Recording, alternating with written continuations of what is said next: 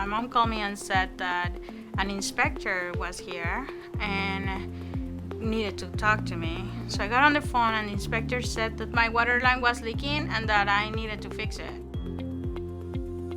When I came home, my neighbor told me that he actually called the city because he saw the water coming out. I thought that was the infrastructure of the city and that was the city's responsibility, but apparently not. I am the homeowner, so the water line that's connected from the main line to my house, it's my responsibility. In fact, I contact my realtor and say, but you didn't tell me that the water lines were my responsibility and that it was in my best interest to actually secure those water lines somehow. And he's like, what? My realtor didn't even know. Or at least that's what he told me.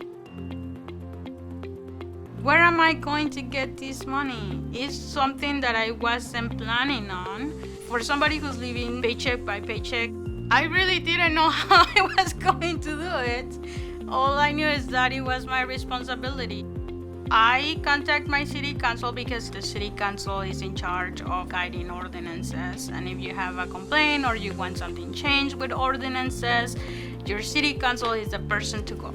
So I did. My city council said, oh, you need to talk to my secretary. So I talked to the secretary and she just told me to give up. Who can help us? Nobody. We've been in business since 1980 replacing lead lines, which we've been doing all winter, all summer for years, since 1980. There's still a lot of lead lines out there. There's many, many houses in Minneapolis. The city requires once a lead line goes and starts leaking that you replace it with copper, which is now what they build the new homes with. I typed an essay to all the news stations and nobody responded but one. And that reporter contacted me and asked me what happened, and I told her. And she decided that it was a good idea to air my story for other homeowners to be aware. And then your company contacted us.